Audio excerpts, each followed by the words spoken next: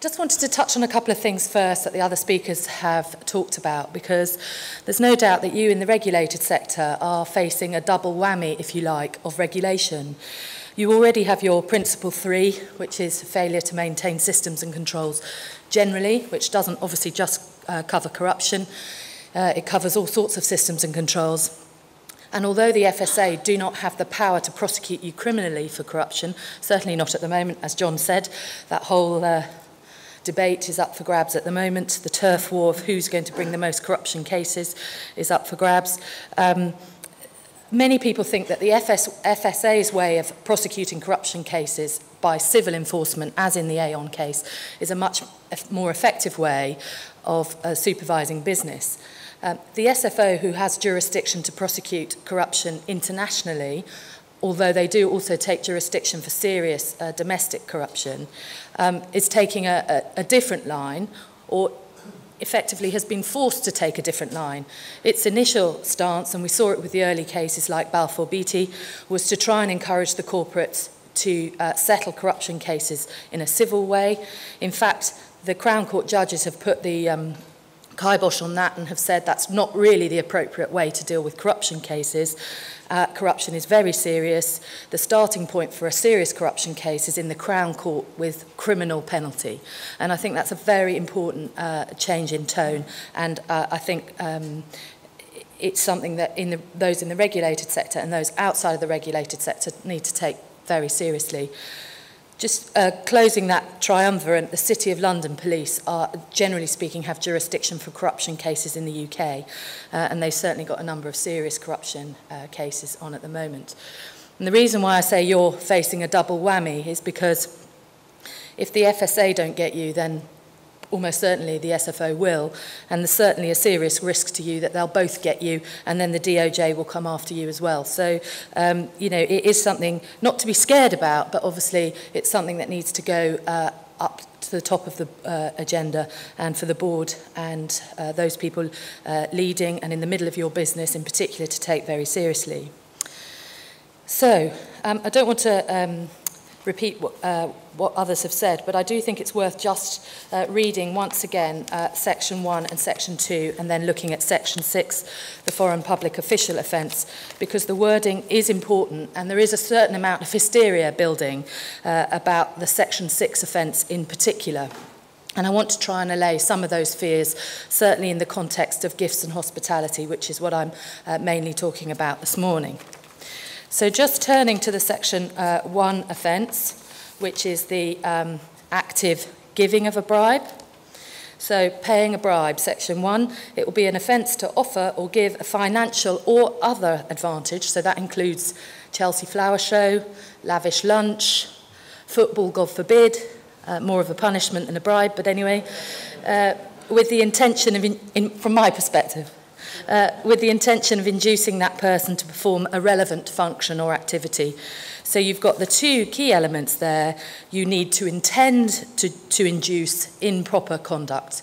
Improper conduct's very widely drawn, and my personal view is we'll need to see some cases coming out perhaps before we really understand what that means.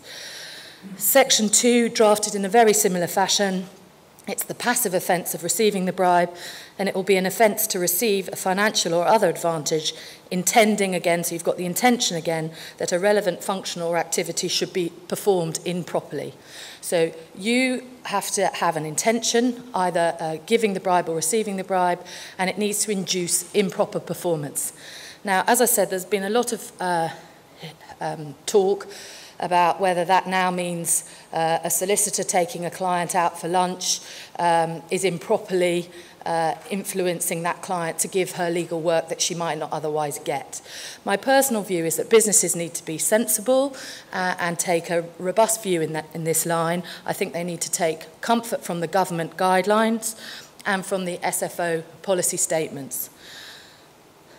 What the government says is that the legislation should not be used to penalise legitimate or proportionate hospitality, including in respect of foreign public officials. And I'll come on to that separate test in a minute. But as an issue, it is best governed by prosecutorial discretion. And I'll come on to why I think the government has left the issue of corporate hospitality in the hands of the regulator. But clearly, I think you have to look at the statute, intention to induce improper performance, and then you have to look at the stated policy of the government and the stated policy of the SFO, which is not to harm legitimate business, entertainment, hospitality and gifts. But what it does mean is you as a business have to be much more clear about what your risk is, who are the people who are giving, who are the people who are receiving hospitality. I think you need to be much clearer about where you're operating and what the norms are in those jurisdictions. I'll come on to talk in particular about sales promotions and factory visits and that kind of thing in a minute. But I also think that you clearly are going to have to monitor these things much more carefully. And certainly my business, we monitor business development, as we call it, marketing, hospitality, purely at the moment from a financial point of view. So if you're spending too much money, if you've exceeded your hospitality budget, you get a rap on the knuckles, in my case from an accountant, who tells me off for not getting the proper authorities or for spending too frivolously. So in a way, all business is going to have to do is to add something to the procedures that you already have in place for monitoring how your people perform. But it is really important that you understand what is going out of your business in terms of gifts and hospitality and what's coming in. And increasingly, you need to be explaining why you're engaging in these activities. Okay?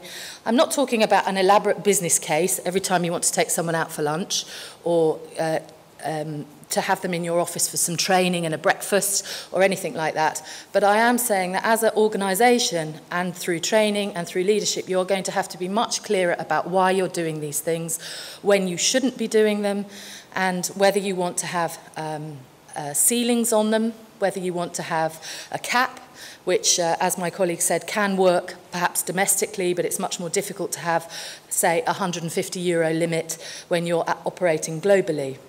So those are the kind of things that you're going to have to be thinking about on a practical basis.